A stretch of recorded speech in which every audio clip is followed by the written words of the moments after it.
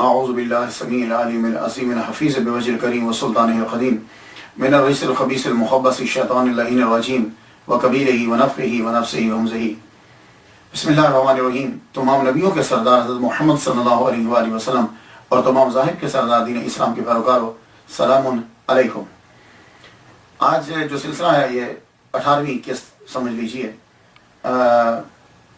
ویسے میں یہ مت سمجھیے گا کہ یہ ابھی صرف 18 ولی کامل بیان کیے ہیں میں نے، اس کے اندر بھی بہت سے اولیاء کا تذکرہ جو ہے وہ ہو جاتا ہے، اس لیے جب آپ سماعت کر رہے ہوں تو بیچ میں سنتے جائیے گا کہ بہت سے اولیاء کرام میں ان کا ذکر کرتا جاتا ہوں، کیونکہ اگر انڈیپینڈنٹ کروں گا تو پھر تو یہ ہزاروں میں تعداد چلی جائے گی، تو ساتھ ساتھ میں ملاتا جاتا ہوں تاکہ ان کی بارگاہ میں بھی میری حاضری ہو جائے اور آپ بھی سماعت کرتے جایا کریں۔ خواجہ باقی بلا رحمۃ اللہ علیہ کی گفتگو جو ہے وہ میں نے خواجہ بہاؤالدین نقشبند رحمۃ اللہ علیہ کے بعد کیوں کی؟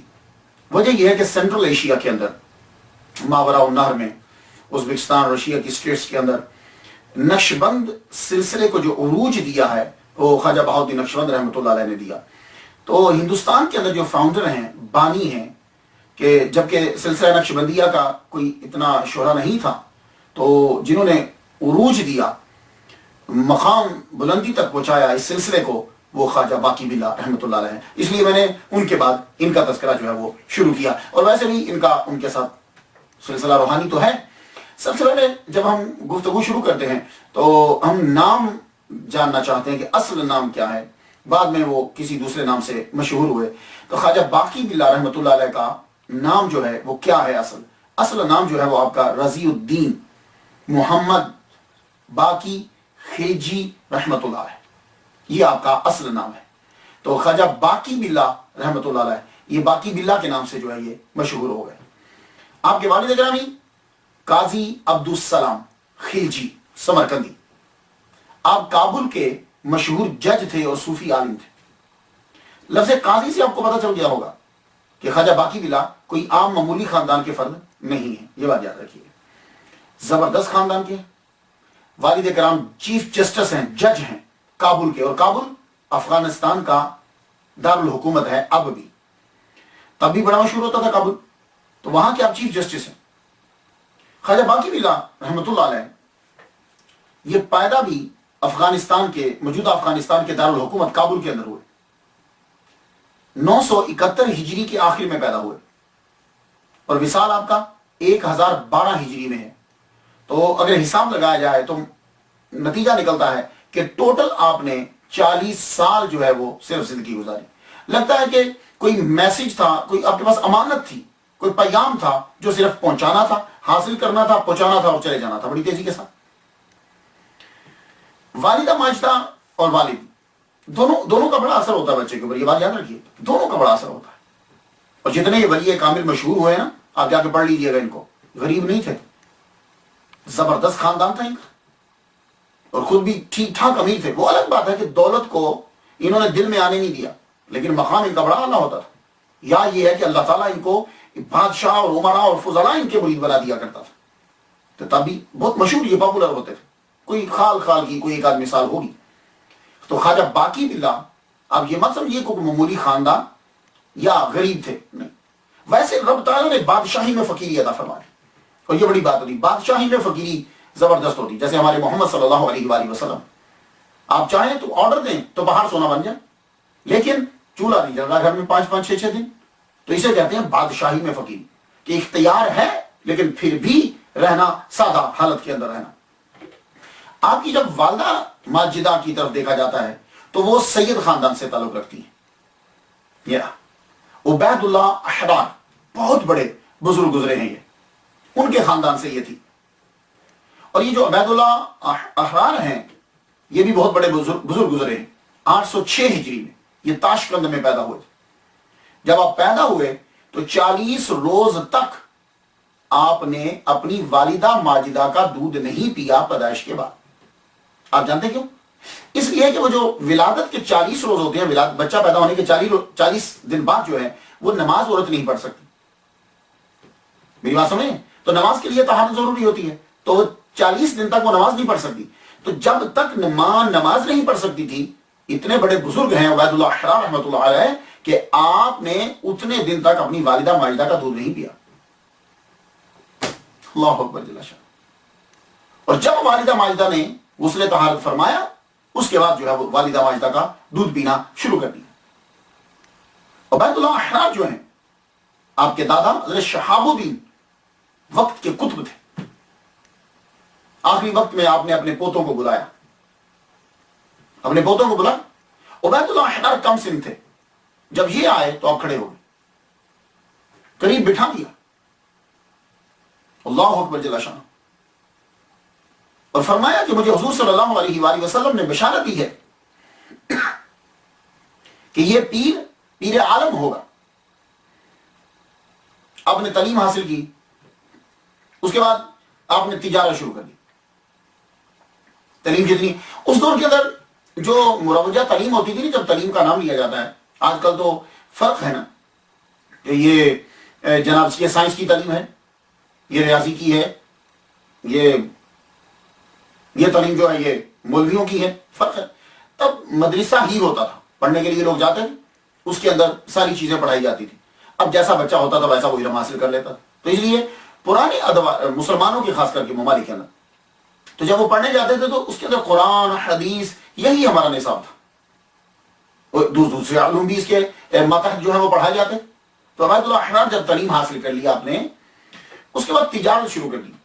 تجارت شروع کی تو کسی نے حضرت یعقوب چرخی رحمۃ اللہ علیہ کا بتایا، یہ ان کے پاس گئے، کسی نے ذکر چھیڑ دی۔ وہاں جب پہنچے انہوں نے یوں دیکھا تو قریب بلا دیا، قریب بلا کر خواجہ بہاؤالدین نقشبند رحمۃ اللہ علیہ کا تذکرہ شروع کر دیا۔ کن کے آگے؟ عبید اللہ احرار رحمۃ اللہ علیہ کے آگے۔ تو جب ان کا تذکرہ شروع کیا تو کہنے لگے میں ان سے ملا ہوں، اللہ اکبر جل شان، میں ان سے ملا ہوں۔ تو جب میں ان کے پاس گیا تھا تو انہوں نے میرا ہاتھ اپنے ہاتھ میں لیا اور میرے ہاتھ کو کہا تھا کہ یہ میرا ہاتھ ہے۔ یعنی یعقوب چرخی رحمۃ اللہ علیہ یہ کہہ رہے ہیں عبید اللہ احرار رحمۃ اللہ علیہ سے کہ خواجہ بہاؤالدین نقشبند رحمۃ اللہ علیہ نے میرا ہاتھ اپنے ہاتھ میں پکڑ کر فرمایا تھا کہ یہ تیرا جو ہاتھ ہے یہ اصل میں میرا ہاتھ ہے۔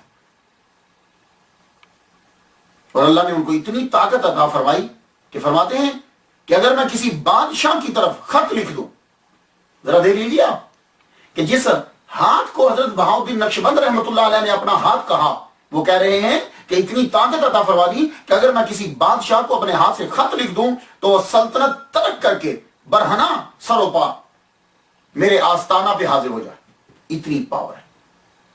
تو یہاں میں یہ حضرت خواجہ یعقوب چرخی رحمۃ اللہ علیہ عبید اللہ احرار کو کہانی بتلا رہے ہیں۔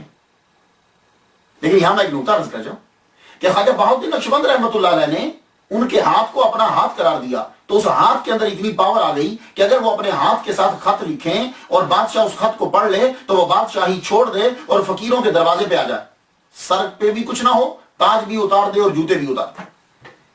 تو بس ایک جملہ کہنا چاہتا ہوں اور آپ اس جملے کو سمجھ جاؤ گے، آپ ذہین ہو، جس کو بہاؤالدین نقشبند رحمۃ اللہ علیہ ہاتھ کو اپنا ہاتھ کہہ دے کہ یہ میرا ہاتھ ہے، اس میں تو اتنی پاور ہو، عثمان غنی کے ہاتھ کا عالم کیا ہوگا۔ بس یہ اشارہ دینا چاہتا تھا کہ پھر اس ہاتھ کا عالم جو ہے وہ کیا ہوگا۔ تو یہ میں بتلانا یہ چاہتا تھا کہ اس خاندان سے، یہ ہیں عبید اللہ احرار، ان کے خاندان سے تعلق رکھتی تھی خواجہ باقی بلا رحمۃ اللہ کی والدہ محترمہ، والدہ ماجدہ۔ اور اندازہ لگا لیجیے، ماں اتنے اعلیٰ خاندان کی اور والد گرامی چیف جسٹس کابل کے، بیٹا خواجہ باقی بلا کیوں نہیں پیدا ہو۔ 5 سال کی عمر میں اصل میں یہ عمر ہوتا ہے، صحیح پروننسیشن عمر ہے، عین کے اوپر پیش، میم کے اوپر بھی پیش، عمر۔ لیکن اب کیا کریں، ہم نے اڈاپٹ کر لیا ہے تیری عمر کیا یہ ایسا بولتے ہیں، لیکن اصل پروننسیشن عمر ہے ہوتا ہے، عمر، یہ بات یاد رکھیے گا، عمر ہوتا ہے۔ تو 5 سال کی عمر میں، جسے انگلش میں ایج کہتے ہیں، 5 سال کی عمر میں خواجہ باقی رحمۃ اللہ علیہ نے خواجہ سعد رحمۃ اللہ علیہ سے قرآن مجید جو ہے وہ سیکھا۔ 8 سال کی عمر میں خواجہ باقی بلا رحمۃ اللہ علیہ نے قرآن مجید حفظ کر لیا۔ اس کے بعد آپ مروجہ پھر وہی مدرسہ، تو ایک ہی تو تعلیم ہوگی، اب پڑھنے لگے قرآن اور حدیث۔ ملا صادق حلوائی رحمۃ اللہ علیہ سے، اب یہ حلوائی وہ مٹھائی والے جو بناتے ہیں انہیں حلوائی کہا جاتا ہے، تو ملا صادق حلوائی رحمۃ اللہ علیہ سے آپ نے دین جو ہے وہ سیکھا۔ تو اس کا مطلب یہ ہوا کہ دیکھیے، اگر آدمی دین سیکھ کر تصوف اپنا لیتا ہے تو پھر ذات پات کوئی شے نہیں ہے، وہ علم انسان کو بلندی پہ لے جاتا ہے. لیکن اگر علم سیکھنے کے بعد تصوف نہیں سیکھا اور آدمی کا ماحول اور ذات جو بھی ہے، پیشہ جو تھوڑا سا کم ہے، وہ بڑا بڑا تنگ کرتا ہے. یہ بات یاد رکھیے. تو اس لیے میں کہا کرتا ہوں، جو بھی بچے جب بھی کبھی کسی یونیورسٹی میں یا مدرسے میں میرا لیکچر ہوتا ہے تو میں یہی بچوں سے کہتا ہوں کہ علم پڑھنے کے بعد تصوف ضرور سیکھو. تصوف جو ہے وہ تمہارے اندر خوبیاں پیدا کر دے گا. علم جو ہے یہ ایک حجاب ہے. العلم حجاب اکبر. علم خود بڑا حجاب. اس لیے تو ہم نے دیکھا نا مولویوں کو، وہ بیچارہ ڈسٹرب ہو جاتا ہے مولوی، کیوں؟ اس کے پاس علم ہوتا ہے، تصوف نہیں ہوتا. تصوف سنبھالا دیتا ہے. تو ملا محمد صادق حلوائی رحمۃ اللہ علیہ سے آپ نے قرآن حدیث ان کا علم سیکھا. انہی کے ساتھ ہی پھر آپ اپنے استاد ملا صادق حلوائی رحمۃ اللہ کے ساتھ ہی ماورا النہر سینٹرل ایشیا کی طرف آگے آپ چلے گئے. اس وقت سینٹرل ایشیا جو تھا یہ تصوف کا مرکز تھا. صوفیاء کرام وہیں آتے تھے. آپ نے دیکھا یہ مغل بادشاہ، یہ امیر تیمور، یہ صوفیاء کا پھل ہے، صوفیاء کی تربیت کا نتیجہ ہے جو اس کے اندر وہ رنگ تھا. تو وہ مرکز تھا یہ صوفیاء کا. یہ بھی اپنے استاد کے ساتھ ساتھ وہاں جب پہنچے تو خواجہ باقی بلا رحمۃ اللہ علیہ کے اندر بچپن ہی سے کال سے زیادہ حال کی طرف طبیعت مائل ہوتی تھی. قرآن پڑھا، حدیث پڑھی، لیکن زیادہ تر ان کی طبیعت جو ہے وہ مائل ہوتی تھی تصوف کی طرف. تو جب وہاں پہنچے تصوف کے مرکز کے اندر تو سینکڑوں صوفیاء سے ملاقات ہوئی، ان کی صحبت اختیار کی، مگر طلب بڑھتی جا رہی ہے. ایسا لگتا ہے جیسے تشنگی باقی ہے، کچھ چیز چاہیے مجھے. ایک روز تصوف کی کتاب پڑھ رہے تھے خواجہ باقی بلا رحمۃ اللہ. کتاب پڑھتے پڑھتے ایک دم سے لائٹ، نور کمرے کے اندر لائٹ ہو گئی. اس لائٹ کا کمرے میں آنا تھا کہ کیفیت عجیب ہو گئی. سب کچھ چھوڑ چھاڑ دیا، چھوڑ چھاڑ کر بدخشاں بلخ اس کے جنگلوں صحراؤں میں پھرنے لگے. جو کوئی مجذوب نظر آتا خواجہ باقی بلا اس مجذوب کے پیچھے بھاگنے لگ جاتا، اس کے پیچھے رہتے. زیادہ تر آپ نے زندگی مجذوبوں کے پیچھے گزاری. ابتدائی جو زندگی آپ کی مجذوب کے پیچھے بھاگتے. مجذوب جو ہے وہ آگے آگے، یہ پیچھے پیچھے. وہ کیچڑ میں گیا، یہ بھی پیچھے کیچڑ میں. مجذوب کیچڑ میں، یہ بھی کیچڑ میں. مجذوب جو ہے وہ بھاگ رہا ہے، یہ بھی پیچھے جا رہے ہیں، پیچھا نہیں چھوڑتے تھے. مجذوب ان مجاذیب مجذوبوں کے پیچھے پیچھے چلتے چلتے لاہور پہنچ گئے. لاہور بہت پرانا شہر، پاکستان کے لوگ اسے جانتے ہیں. لاہور جہاں دادا گنج بشری ہجویری رحمۃ اللہ علیہ کا مزار مبارک ہے. تو لاہور پہنچ گئے. لاہور میں ایک مجذوب تھے، ان کے ساتھ جو ہے وہ چلتے رہتے، ان کے پیچھے پیچھے. اور وہ مجذوب، آپ کو معلوم ہے کہ مجذوب جو ہوتا ہے وہ توجہ کم دیتا ہے، وہ توجہ نہیں دیتا، وہ اپنے حال میں گم رہتا ہے، اس کو دنیا کی خبر ہی نہیں ہوتی. یہ ان کے پیچھے پیچھے. 1 سال گزر گیا. سردی ہے، سردی کی فکر نہیں، گرمی ہے، گرمی کی فکر نہیں. اور خواجہ باقی بلا اس مجذوب کے پیچھے پیچھے لاہور کے اندر. وہ بڑا مجذوب کو جب کبھی دھیان ہوتا تو بھگاتے، چلو چلے جاؤ یہاں سے، بھاگ جاؤ. لیکن آپ پھر بھی ان کے پیچھے پیچھے. ایک دن مجذوب کو رحم آ گیا.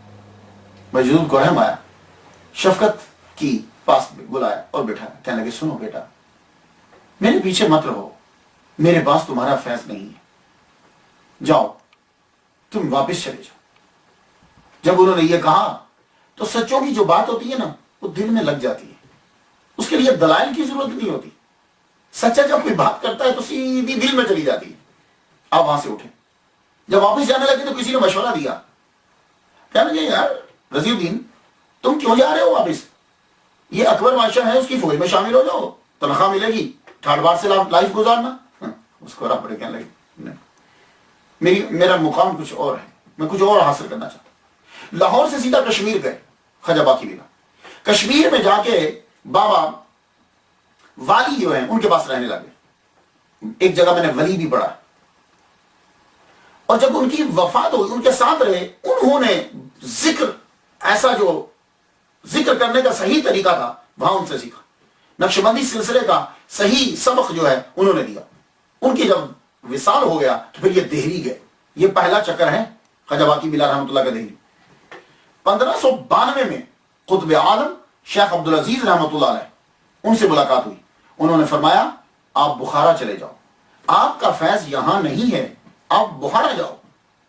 اب دہلی سے بخارا جا رہے تھے آپ، یہ آپ کا پہلا چکر ہے. لاہور لاہور سے کشمیر، کشمیر سے دہلی، دہلی سے پھر آپ بخارا واپس جا رہے ہیں. تو بخارا جب جا رہے تھے تو یہاں خواجہ باقی بلا رحمۃ اللہ کو خواجہ امکنگی رحمۃ اللہ علیہ کا دیدار ہو گیا خواب کے اندر. خواجہ امکنگی رحمۃ اللہ علیہ خواب میں نظر آئے اور فرمانے لگے جلد آؤ، ہم تمہارا انتظار کر رہے ہیں، ہمارے انتظار کی تشویش کو دور کرو. یہ خواب میں وہ نظر آئے، خواجہ امکنگی رحمۃ اللہ علیہ نظر آئے اور فرما رہے جلدی آؤ، ہم تمہارا انتظار کر رہے ہیں. یہ خواب میں کیوں آئے؟ وجہ یہ تھی کہ آپ کا فیض انہی کے پاس تھا. وہ جو بے چینی تھی نا اس کو دور صرف یہی کر سکتے تھے.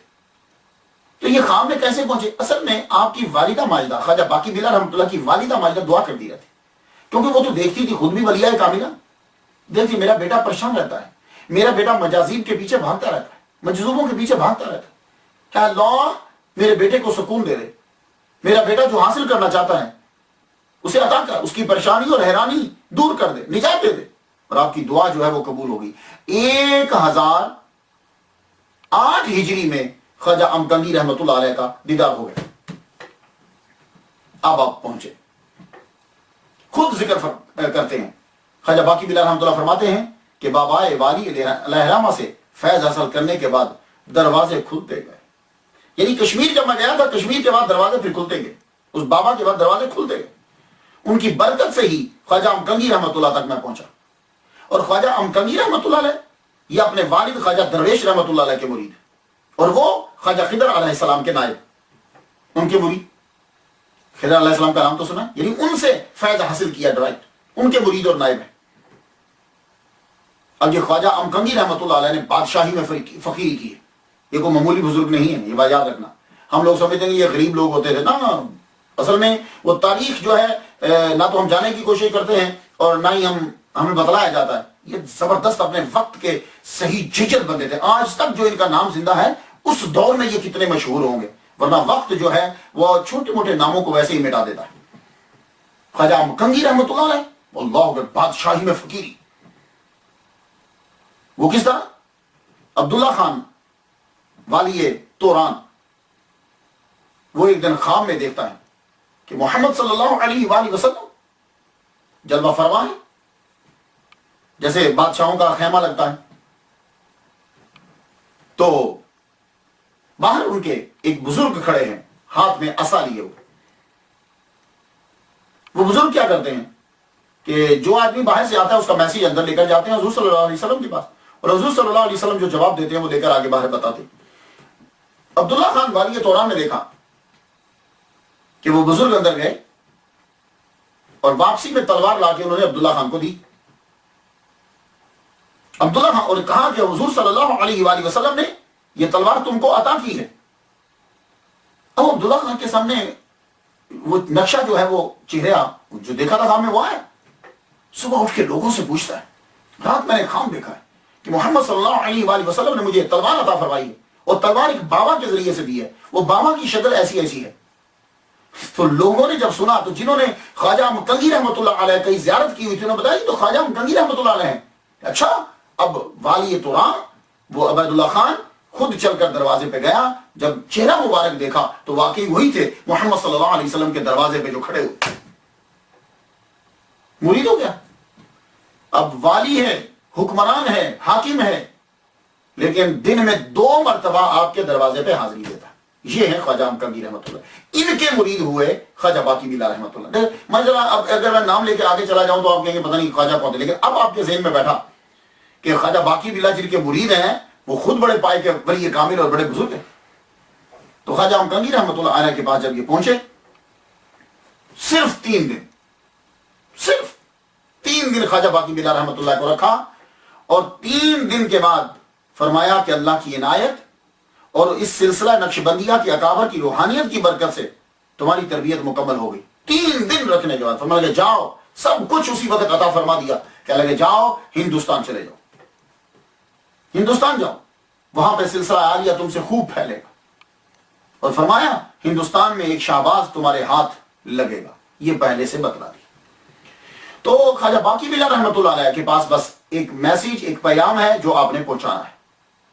وہ جتنا کچھ آپ نے حاصل کیا، پیر نے ڈیوٹی لگا دی کہ شہباز تمہارے ہاتھ لگے گا، جاؤ اب چلے جاؤ. تو ہندوستان کے اندر سلسلہ نقشبندیہ کو پھیلانے کے لیے اب خواجہ باقی بلا رحمۃ اللہ علیہ تشریف لائے. اب یہ دوسری بار ہے آپ کی، اب لاہور تشریف لا رہے ہیں پیر کے کہنے پر. 1 سال لاہور میں قیام کیا. لاہور کتنا زبردست عظیم شہر ہے. میرا تو بچپن وہاں گزرا ہے. جامعہ نعیمیہ پیدائش ہے، پڑھنا سارا کچھ میرا جامعہ نعیمیہ لاہور ہی سے ہے. لاہور اتنا بڑا شہر ہے کہ کئی ولیوں کے قدم جو ہیں وہ اس شہر میں لگے ہیں. داتا گنج بخشری جوہری رحمۃ اللہ علیہ کے صدقے سے، ان سے پہلے بھی بعد میں بھی. 1 سال تک خواجہ باقی بلا رحمۃ اللہ علیہ نے لاہور میں قیام کیا. شہرت، عمرا، فضلا، علماء ہر ایک آپ کے در پہ آتا ہے. سب لوگ آتے ہیں، سعادت حاصل کرتے ہیں. لیکن آپ دیکھتے رہتے ہیں، دیکھتے رہتے ہیں. وہ گوہر نہیں مل رہا کہ جس کی تلاش ہے، وہ گوہر نہیں مل رہا جس کی تلاش ہے. لیکن لاہور میں ہر ایک آدمی آپ کا دیوانہ ہے. وہ کیا کسی نے کہا چھ بادہ ایست کیا نشاش جہاں مست است، زمانہ مست، زمین مست، آسماں مست است. ہر ایک آدمی دیوانہ آپ کا. لیکن آپ کسی کی طرف جھک نہیں رہے تو آپ ایک گوہر کی تلاش. 1 سال کے بعد لاہور چھوڑ دی. لاہور چھوڑ کر آپ دہلی تشریف لے گئے. 3 سال کا عرصہ جو ہے وہ آپ نے گزارا ہے. عوام کیا، خواص کیا، سب مشہور ہو گئے. دہلی میں جا کے بھی پھر مشہور ہو گئے. آپ کے دربار میں ہر آدمی حاضری دیتا، حتیٰ کہ استاذ المحدثین جنہوں نے حدیث پہنچائی ہندوستان کے اندر، شاہ عبد الحق محدث دہلوی رحمۃ اللہ علیہ بھی آپ کے دربار میں حاضر ہوتے تھے. خواجہ باقی بلا رحمۃ اللہ علیہ کے در پہ حاضری دیتے. اور ایک مرتبہ آپ نے فرمایا خواجہ باقی بلا رحمۃ اللہ علیہ کے بارے میں کہ یہ اللہ کا بھید اور اس کا نور ہے. اللہ اکبر. یہ جملہ ہی کافی ہے. اللہ کا بھید، خدا کا نور ہے. دہلی میں آپ رکے. اب دہلی میں آپ کے معمولات کیا تھے؟ یہ دیکھیے، یہ جو چیزیں ہوتی ہیں ان کے اندر سے آپ نے اخذ کرنا ہوتا ہے. یہ سٹوری بتلانے، کہانی بتلانے کا اور معمولات اور یہ چیزیں، اس میں سے آپ نے خود اخذ کرنا ہے. اب یہ نہیں ہے کہ میں باپ باندھتا رہوں اور چیزیں، آپ خود اخذ کیجیے. اب ان کے معمولات دہلی میں کیا ہیں، کس طرح زندگی گزار رہے ہیں. پہنچے آپ نے 2 شادیاں کی تھی. خواجہ باقی بلا رحمۃ اللہ کی 2 شادیاں اور 2 ہی بیٹے اللہ نے عطا کیے. آپ بہت کم لوگوں سے ملتے. کیوں؟ اس لیے کہ آپ نے جس کو فیض دینا ہے بس اسی کا انتظار ہے آپ کو. وہ ہے مجدد الفسانی، مجدد الفسانی رحمۃ اللہ علیہ. بس انہی کی تلاش ہے. بس مسجد میں آتے، مغرب سے نمازیں مسجد میں پڑھتے، کبھی گھر بھی پڑھ لیتے، لیکن پڑھتے جماعت کے ساتھ. ایک دن خود فرماتے ہیں کہ ہم نے 3 سال کے اندر پیری مریدی نہیں کی، بلکہ ہم تو کھیل کرتے رہے. لیکن اللہ کا بڑا کرم اور احسان ہے کہ ہمارے کھیل اور دکانداری میں گھاٹا نہیں ہوا، کیونکہ ہم کو شیخ احمد مل گئے. یہ جملہ، یہ جو آپ کا مکتوب، یہ جملہ جو ہے کہ یعنی ہم تو پیری مریدی نہیں کی، ہم تو کھیل کرتے رہے بس. تو اس کا فائدہ یہ ہوا کہ ہمارے کھیل اور دکانے میں گھاٹا نہیں ہوا، کیونکہ ہم کو شیخ احمد مل گئے. اور آپ کے معمولات کیا تھے؟ عشاء کی نماز پڑھ کر قرآن مجید پڑھنا شروع کرتے. ہم لوگ تو زیادہ تر سونے میں گزار دیتے تھے، حالانکہ سوتے کم ہی ہم. وہ سونے کی تیاری کے اندر وقت گزر جاتا ہے. عشاء کی نماز پڑھتے، اس کے بعد قرآن مجید کی تلاوت شروع کر دیتے. پورا قرآن مجید آپ ختم فرماتے. اور جب قرآن مجید ختم کر لیتے، اور ایک بات یاد رکھیے گا، حافظ جو ہوتا ہے وہ 10 منٹ میں پارا ختم کر لیتا ہے، بالکل تجوید کے ساتھ پڑھ کے. یہ بات یاد رکھیے. یا جو روز پڑھتا رہتا ہے نا، اس کی سپیڈ اور ہوتی ہے. وہ ہم لوگ اپنے آپ پہ سوچتے ہیں ہم نے کبھی قرآن پڑھا ہی نہیں ہے، ایک لفظ سے دوسرے لفظ تک ہم بڑی دیر لگا دیتے ہیں. تو جب قرآن مجید پڑھ لیتے، تہجد کی نماز ادا کرتے، بعد میں 120 مرتبہ یاسین پڑھتے. اسی کے اندر نماز فجر بھی ہے. پھر اس میں ذات کا ورد ہوتا. 41 مرتبہ سورہ مزمل پڑھتے. اشراق تک، چاشت تک وظائف کا سلسلہ جاری رہتا. اب جب آپ نے چاشت پڑھ لی تو ظہر تک آپ آرام فرماتے. ظہر کے وقت پھر اٹھتے، نماز ادا کرتے. ظہر سے عصر تک نوافل پڑھتے. عصر سے مغرب تک چونکہ نوافل نہیں ہوتے، اب آپ درود شریف پڑھتے. عصر سے مغرب تک، مغرب سے عشاء تک لوگوں کو اور مریدین کو جو سبق دینا ہوتا، جو چند تھے خاص، آپ ان کو وہ سبق دیتے، اور کبھی کبھی باہر نکلتے، اور جب باہر نکلتے تو کہاں جاتے؟ صرف حضرت خواجہ بختیار کاکی رحمۃ اللہ علیہ کے روزہ اطہر پر جاتے۔ میں یہ پڑھ کر بڑا حیران ہوں، یقین لگے ناظرین، بہت حیران ہوا میں۔ خواجہ بختیار، یہ بختیاری بخت ہے، بختیار کاکی رحمۃ اللہ علیہ کیا ہے؟ چشتی۔ خواجہ بختیار کاکی رحمۃ اللہ مرید ہے خواجہ معین الدین اجمیری چشتی رحمۃ اللہ علیہ کے، وہ خود چشتی ہیں، اور خواجہ باقی بلا کیا ہے؟ یہ نقشبندی ہے، تو نقشبندی چشتی کی روزہ اطہر پر جاتا ہے۔ اس لیے میں کہتا ہوں مولویوں سے کہ تصوف بڑا ضروری ہے، تصوف محبت سکھاتا ہے۔ یا چلیے دوسرے فرقہ تو بڑی دور کی بات ہے کہ ایک فرقے والے دوسرے فرقے والے مولوی سے ملے، یہاں تو یہ حال ہے کہ ایک مسجد کا مولوی دوسرے مسجد کے مولوی کی مخالفت کرتا، ایک مدرسے کا مولوی دوسرے مدرسے کے مولوی کی مخالفت کرتا، یہ تقسیم در تقسیم در تقسیم جائے، اس سے کیا نتیجہ نکلے گا؟ کچھ بھی نہیں، کچھ بھی نہیں نکلے گا۔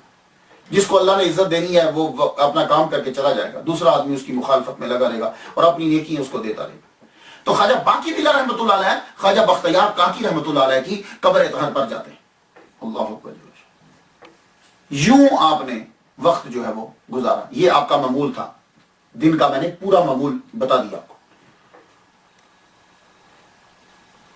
تو لوگوں سے ملنا بہت کم ہے، بہت کم۔ کوئی مرید بننے کے لیے آ بھی جاتا تو اسے ٹال دیتے، کیوں؟ آپ کے پاس ایک میسیج ہے جو کسی خاص آدمی کو دینا ہے، اور خود ہی آپ نے ایک مکتوب میں لکھا ہے، ہم نے بخارا اور سمرقند سے تخم حاصل کیا اور ہندوستان کی بابرکت زمین میں اس کی کاشت کی، اور جو ہی مجدد الف ثانی کی تربیت مکمل ہوئی ہم نے یہ کام چھوڑ دیا اور طالبوں کو ان کے حوالے کر دیا۔ ہمارا سن لیا، وہ تخم لے کر آئے تھے، اس کو آ کے ہندوستان کی زمین میں بو دیا۔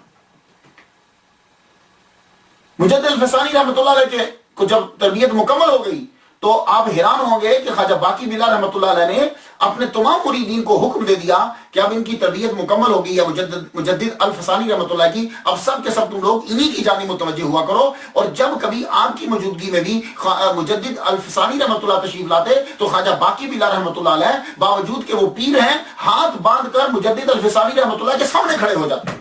اللہ اکبر جل شانہ۔ دیکھا آپ نے، یہ ہے تصوف، تصوف کے مزے ہی اپنے ہیں، تصوف کے مزے۔ صوفیہ انہیں صوفیہ کہتے ہیں کہ جب دیکھا کہ رب تعالیٰ نے مرید کو درجہ عطا کر دیا تو پیر ہاتھ بند کے سامنے کھڑا ہوا۔ اب خواجہ باقی بلا رحمۃ اللہ علیہ مسلکن حنفی تھے، اکثریت اولیاء کرام کی حنفی ہے، یہ بات یاد رکھیے، مسلکن۔ ایک مرتبہ نماز پڑھتے ہوئے، امام کے پیچھے نماز پڑھتے ہوئے سورہ فاتحہ انہوں نے پڑھنا شروع کر دی، خواجہ باقی بلا رحمۃ اللہ علیہ، الحمدللہ رب العالمین الرحمن الرحیم مالک لا صلاۃ الا بفاتحۃ الکتاب، حدیث پڑھی ہوگی۔ جب آپ نے پھر کسی وقت گفتگو کروں گا اس کے اوپر، تو جب ان کے پیچھے امام کے پیچھے فاتحہ پڑھنی شروع کر دی تو رات کو حضرت امام اعظم ابو حنیفہ نعمان بن ثابت رحمۃ اللہ علیہ کا دیدار ہو گیا۔ اللہ اکبر، آپ کا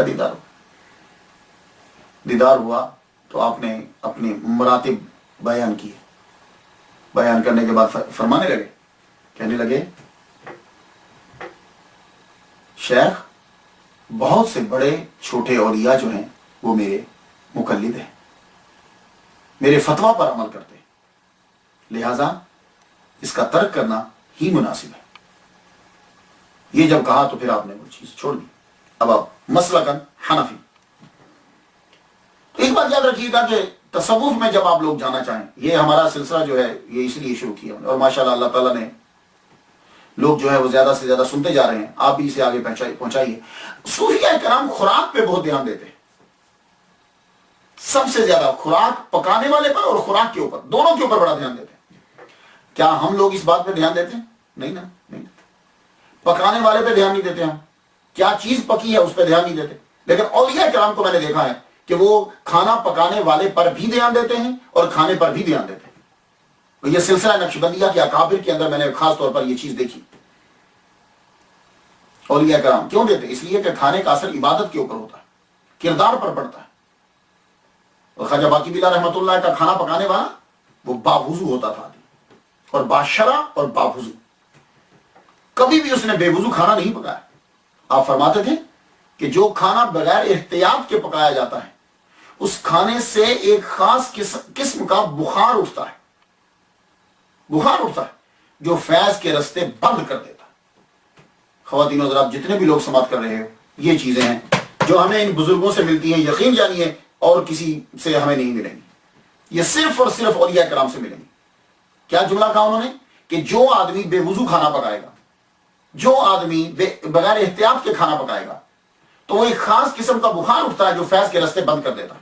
اب آپ مجھے بتا دیجئے کہ جب آدمی بغیر احتیاط کے کھانا پکائے تو فیض کے رستے بند ہو جاتے ہیں، تو جب کھانا پکا رہا ہو کوئی غیر مسلم، جب کھانا پک رہا ہو تو گانے بج رہے ہوں، جب کھانا پک رہا ہو تو گالی گلوچ ہو رہی ہو، تو پھر اس وقت اس کھانے کو کھانے کے بعد کیا حال ہوگا؟ تبھی تو نمازیں نہیں پڑھی جاتی۔ یہ خاص بات ہے خواجہ باقی بلا رحمۃ اللہ علیہ کی سیرت کے اندر، اور میں سمجھتا ہوں کہ یہ ہمارے لیے بڑا زبردست سبق ہے سننے والوں کے لیے کہ ہمیں اپنے کھانا پکانے والے پر بھی دھیان دینا اور کھانے کے اوپر بھی دھیان دینا۔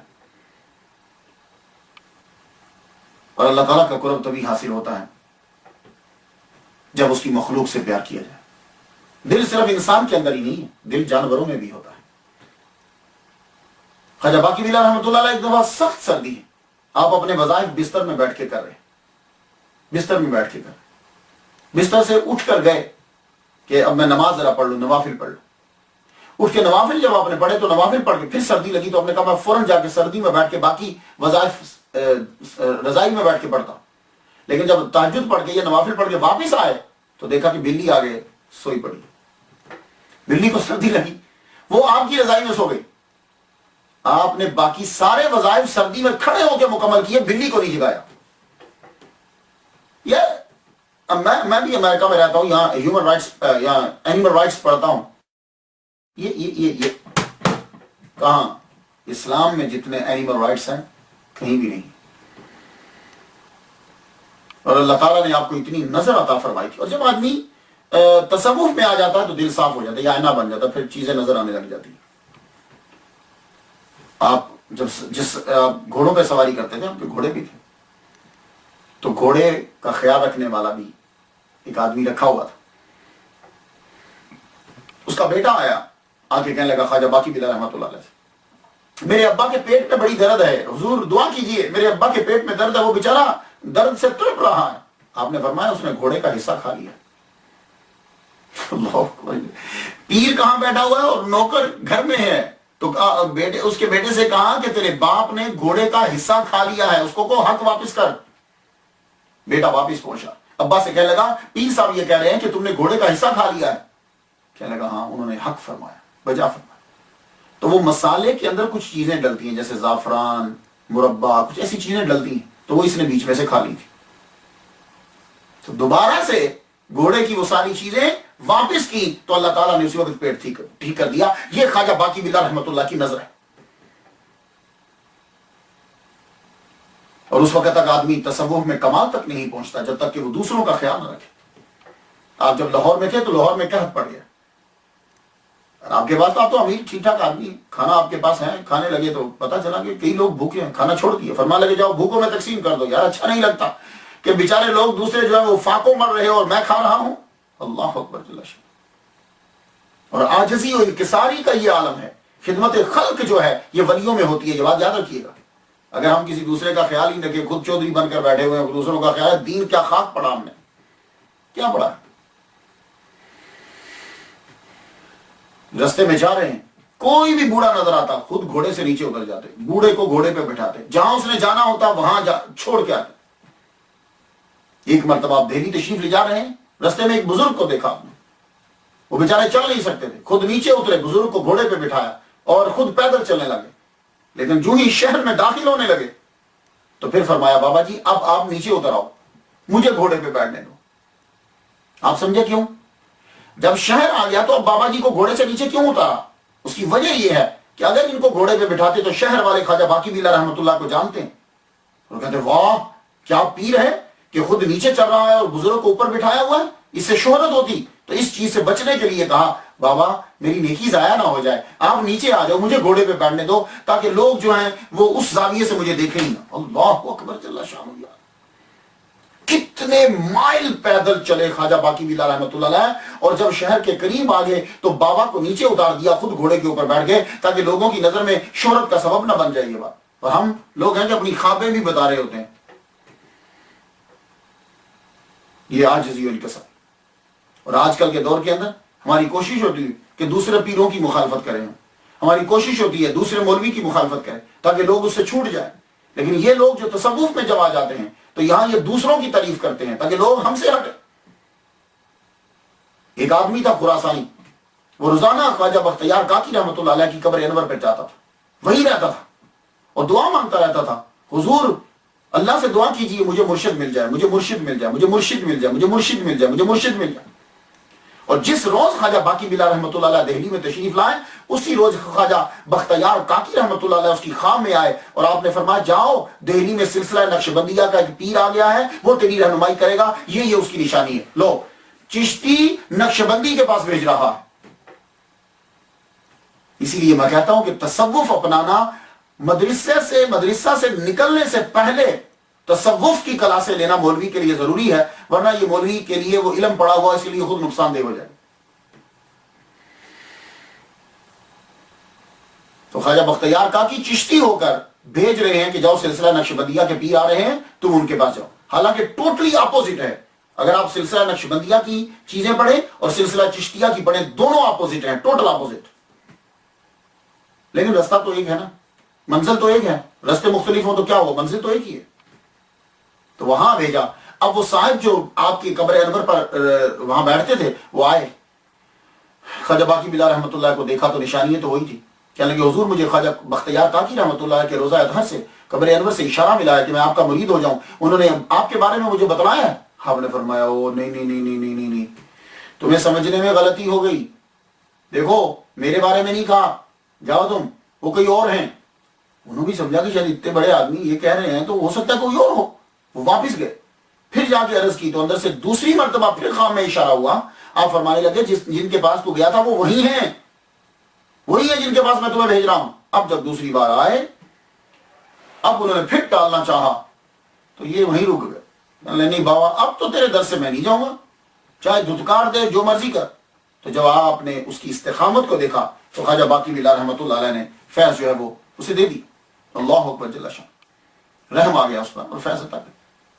خواجہ باقی باللہ رحمۃ اللہ علیہ کا باطن جو تھا یہ مثل آئینہ تھا۔ جب کہیں جاتے، نماز پڑھنے کے لیے کھڑے ہوتے تو آپ کی کوشش ہوتی کہ آپ کے دائیں اور بائیں مشائخ کھڑے ہوں، یعنی جو آپ کے خلفاء میں سے ہیں، ہائی رینک ہے جن کا، وہ کھڑے ہوں دائیں اور بائیں۔ یہ خاص اہتمام کیا جاتا۔ کیوں خواجہ باقی باللہ ایسا کیوں کرتے تھے؟ بعض اوقات تو ایسا ہوتا تھا کہ آپ مسجد میں نماز پڑھنا ترک کر دیا آپ نے، کیوں؟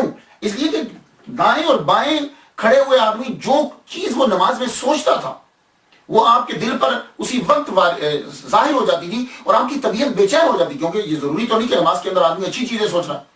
ایک مرتبہ تو کیا ہوا کہ نماز پڑھتے ہوئے جس امام کے پیچھے نماز پڑھ رہے تھے ایک دم سے بھاگ گئے۔ نماز جب مکمل ہوئی آپ کے سینے سے عجیب آواز نکلنے لگی، نماز مکمل ہوئی تو بھاگ گیا، لیکن آپ نے کسی کو بتایا نہیں۔ تو وہ جو آدمی سوچتا تھا وہ ایک دم سے آپ کے دل کے اوپر جو ہے وہ وارد ہو جاتا تھا، اتنا صاف دل تھا آپ کا۔ ایک مرتبہ آپ نماز پڑھ رہے ہیں، ایک صاحب بڑی دور سے آئے، وہ بھی نماز پڑھنے لگے، ان کو سردی بڑی شدید لگ رہی تھی، تو نماز کے اندر ہی خیال آ گیا کہ کاش کے خواجہ باقی باللہ جو ہے وہ مجھے رضائی دے دینا تو بڑا اچھا ہے۔ آپ نے نماز پڑھی اور نماز سلام جب آپ نے پھیرا تو سلام پھیرنے کے بعد خواجہ باقی باللہ رحمۃ اللہ علیہ کہنے لگے اس کو جلدی سے لحاف لا کے دے دو، رضائی لا کے دو، لحاف دو، سردی لگ رہی اسے۔ وہ درویش کہنے لگا پھر اس کے بعد میں اتنا محتاط رہا اور دور دور رہوں کہ شاید میرے ذہن میں کوئی ایسی بات ہو جائے فوراً سے ان پہ واضح ہو جائے گی۔ نقشبندی سلسلے کا ایک خاص بات جو ہے وہ ان کا ذکر کا طریقہ ہے، جو ان کا طرح امتیاز ہے وہ ان کا ذکر کا طریقہ ہے۔ اور اس کو خود خواجہ باقی باللہ رحمۃ اللہ نے یوں بیان کیا، کہنے لگے ہمارے ذکر سے جذب پیدا ہوتا ہے اور جذب کی مدد سے تمام مقامات آرام و استقامت کے ساتھ طے ہو جاتے ہیں۔ یہ اس جملے پہ دھیان دینا ہے سامعین، آپ نے سلسلہ نقشبندیہ سے اگر آپ کا لگاؤ ہے، سلسلہ نقشبندیہ میں کیا، پھر سن لیجئے کیا فرماتے ہیں کہ ہمارے ذکر سے جذب پیدا ہوتا ہے، کہ ہمارا جو طریقہ ذکر ہے نا اس سے جذب پیدا ہوتا ہے، اور جذب جو ہے، جذب کی مدد سے تمام مقامات آرام اور استقامت سے طے ہو جاتے ہیں۔ آپ کی نظروں میں بڑا اثر تھا خواجہ باقی بلّہ رحمۃ اللہ، جس کی طرف دیکھتے تھے قلب جاری ہو جاتا، یوں نظر ڈالتے تھے بندہ تڑپنے لگ جاتا۔ اس کی مثال اگر آپ نے دیکھنی ہو تو آج کل سیفی ہیں، سیفی وہ وائٹ پگڑی پہنتے ہیں، ان کے جو پیر ہیں سیف الرحمان صاحب، شیخ الحدیث و تفسیر، جج بھی رہے ہیں وہ۔ میں بڑی پرانی بات ہے کہ پشاور میں تقریر کرنے کے لیے جب گیا تو غلام مرتضیٰ صاحب میرے ساتھ تھے، وہ بھی سیفی تھے۔ مجھے کہنے لگے سیف الرحمان تب وہ زندہ تھے، بڑی پرانی بات ہے، یہ میں کوئی 20 سال قبل کی شاید بات کر رہا ہوں گا، یا 20 سال قبل کی بات۔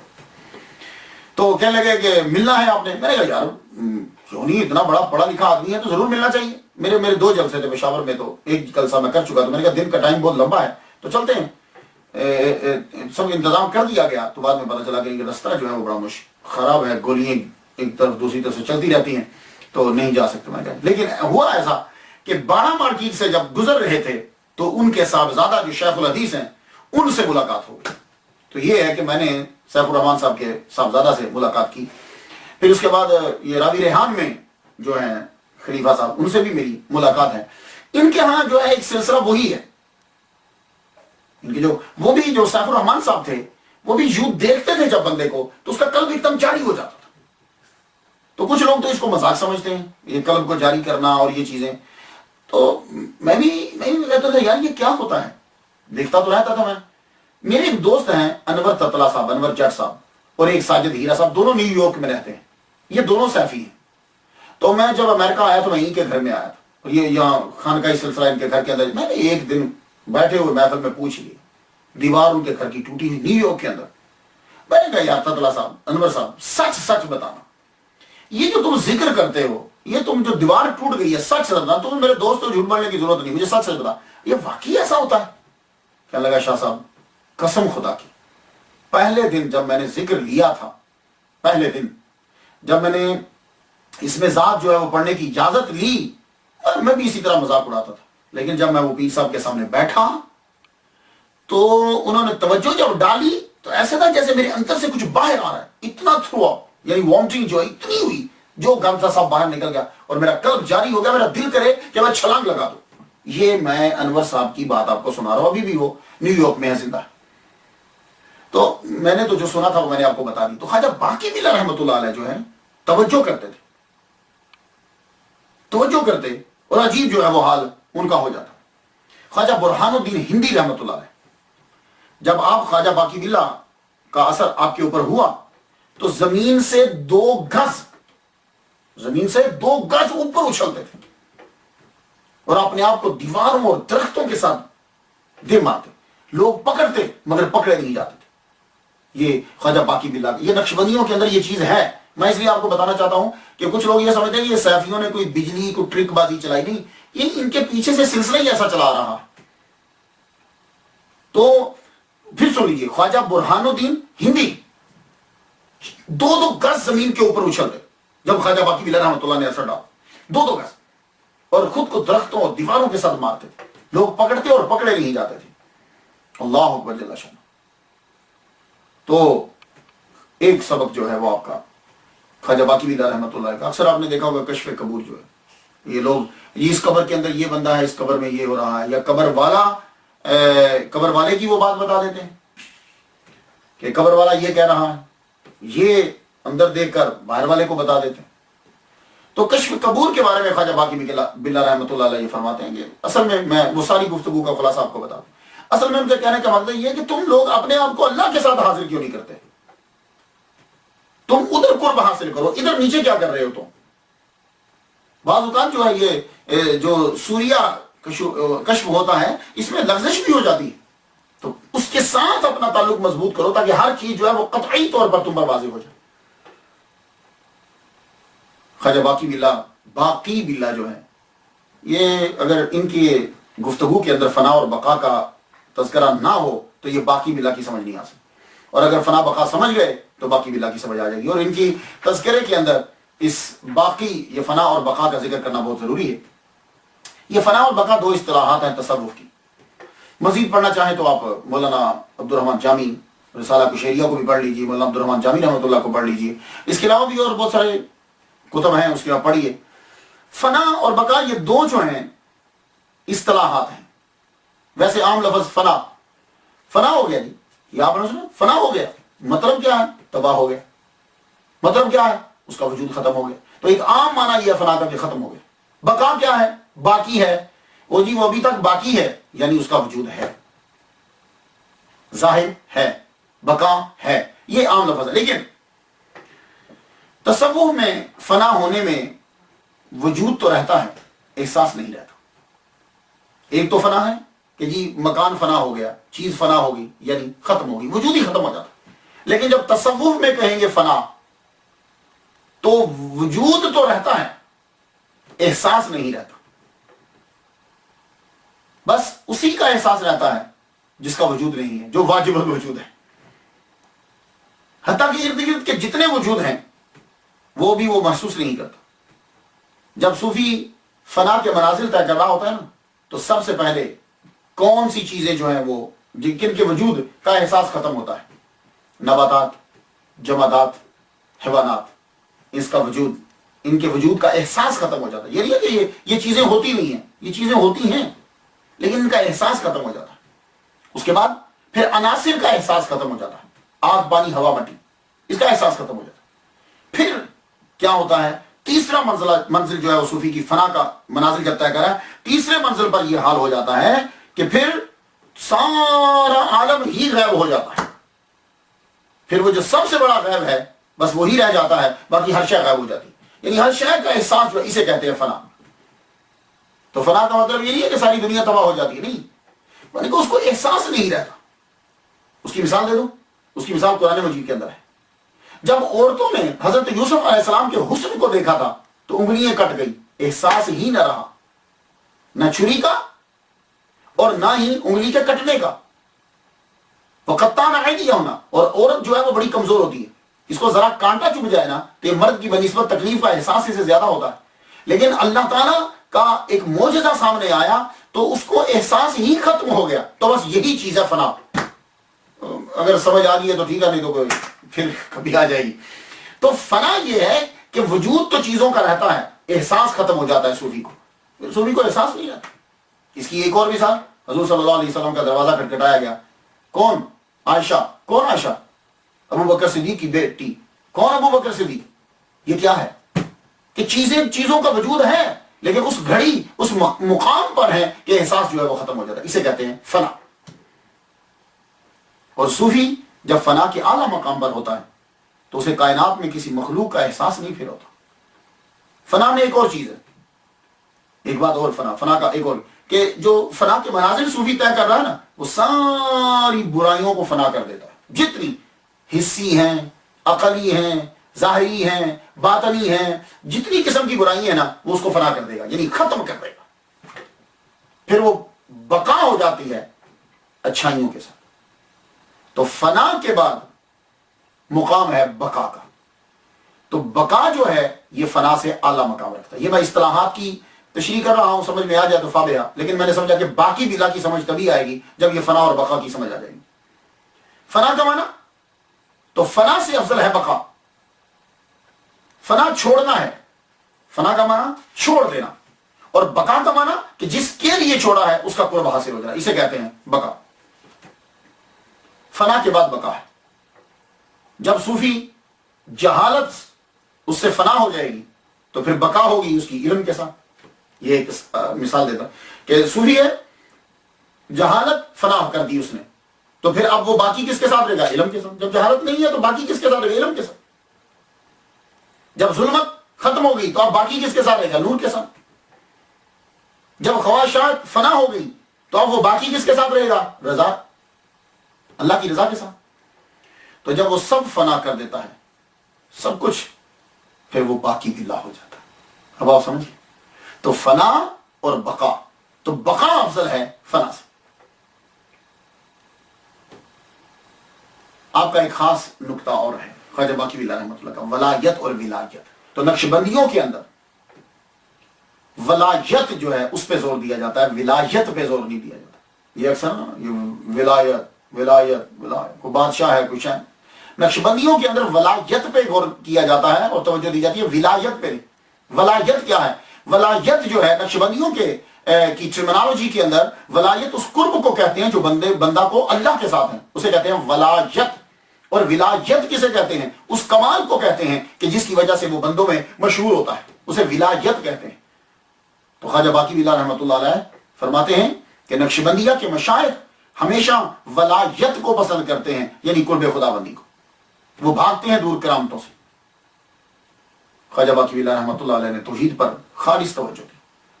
ولی صوفی بن نہیں سکتا، ولی بن نہیں سکتا جب تک اس کے اندر توحید نہیں ہوگی. اور خالص توحید صوفیوں کے اندر ہوتی ہے، خالص توحید ہوتی ہے. یہی وجہ ہے وہ کسی دوسرے صوفی کی مخالفت نہیں کرتے، کیونکہ ان کا اللہ پہ بھروسہ ہوتا ہے.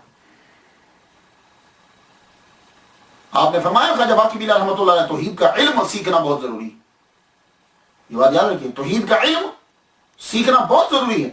اور توحید ہے کیا؟ کہتے ہیں ہر فعل میں اور ہر قدرت میں خود کو اللہ کے سامنے بے بس سمجھ. ہر فعل میں اور ہر قدرت میں یہ سمجھنا کہ میں اللہ کے سامنے بالکل بے بس ہوں، اس کا نام توحید ہے.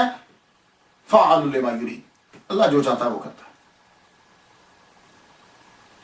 اب جو دنیا میں آیا ہے اس کا میسج تھا، خواجہ باقی باللہ رحمۃ اللہ کا ایک مشن تھا. وہ فیض آپ نے حضرت مجدد الفسانی رحمۃ اللہ کو دے دی. جس طرح خود لیا تھا اسی طرح ان کو دے دی. 3 دن پاس ٹھہرایا، 3 دن ٹھہرانے کے بعد فیض دے دی. اور پھر سارے مریدوں کو کہہ دیا کہ اب تم ان سے جب بھی آئیں میری اب تمہیں ضرورت نہیں ہے. 40 سال آپ کی عمر ہو گئی، عمر مبارک 40 سال ہو. 40 جب ہوئی تو ایک دن اپنی زوجہ محترمہ سے یہ کہنے لگے مجھے لگتا ہے کہ میرا وقت آ گیا. جس کی بھی وفات کی خبر سنتے تو کہتے ہیں اچھا ہوا چھوٹ گیا. کہ کوئی یہ کہہ رہا ہے کہ جس غرض سے تم کو یہاں ہندوستان میں لائے تھے وہ پوری ہو. یہ آپ اپنی زوجہ کو بتلا ہے. پھر وہی ہوا، عالم استغراق میں آپ چلے گئے. لوگوں نے یہ سمجھا کہ دنیا سے رخصت ہو گئے، لیکن پھر آپ کچھ گھنٹوں کے بعد واپس آئے تو مسکرا رہے تھے. تو فرمانے لگے مرنا ایسا ہے تو موت بڑی نعمت ہے بھائی، اور ایسے حال سے نکلنے کو دل ہی نہیں چاہتا. یقیناً آپ نے اس عالم استغراق کے اندر آپ نے انعامات کو، جنت کو، ساری چیزوں کو دیکھ لیا ہوگا. 25 جمادی الثانی 1025 ہجری کو اللہ اللہ اللہ کہتے ہوئے جان خیرات کر دی. جاؤ لے جاؤ. آپ کا مزار مبارک بیرون شہر دہلی بجانب اجمیری دروازہ قرب قدم رسول صلی اللہ علیہ وسلم. یہ قدم رسول کیا ہے؟ فیروز شاہ تغلق کے دور میں مخدوم جہانیہ جہاں گشت شیخ جلال الدین بخاری رحمۃ اللہ علیہ مصر سے حضور صلی اللہ علیہ وآلہ وسلم کے قدم مبارک کا نشان لے کر آئے تھے. اس کو جب لے کر آئے تو یہاں لا کے رکھ دیا اور اس کے ارد گرد عظیم الشان عمارت بنا دی. اب جو حضور صلی اللہ علیہ وآلہ وسلم کا قدم مبارک کا نشان وہاں آیا تو جو بڑے بڑے آدمی جو مرتے تھے وہ اپنی قبر اس کے قریب بناتے تھے کہ تاکہ ہم پہ بھی رحمت نازل ہو.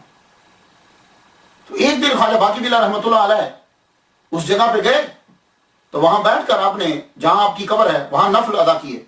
2 نفل پڑھنے کے بعد جب اٹھے تو آپ کے دامن کے ساتھ مٹی لگ گئی. کہنے لگے او لگتا ہے یہاں کی مٹی دامن گیر ہو گئی ہے، یہی قبر بنے گی. اور آج کل اس جگہ کو کوٹلہ فیروز شاہ کے نام سے یاد کرتے ہیں. اب اگر آپ جائیں وہاں جا کے دیکھ لیجیے گا. آپ تو مزار کی حالت جو ہے وہ ذرا اتنی کوئی شاندار نہیں ہے، لیکن جب یہ مزار بنا تھا تو آپ کے خلیفہ حسام الدین رحمۃ اللہ علیہ نے، بہت امیر آدمی تھے یہ بھی، انہوں نے آپ کا مزار مبارک اتنا خوبصورت شاندار بنایا، ارد گرد درخت لگوائے، آبشانے بنائے. آدمی جب جاتا تھا ایک عجیب منظر ہوتا تھا. مرور زمانہ اب تبدیلی آ گئی، لیکن خواجہ باقی باللہ رحمۃ اللہ کا فیض آج بھی جاری ہے. اور ان کا سب سے بڑا فیض مجدد الفسانی رحمۃ اللہ علیہ، یہ آپ ہی کے مرید ہیں.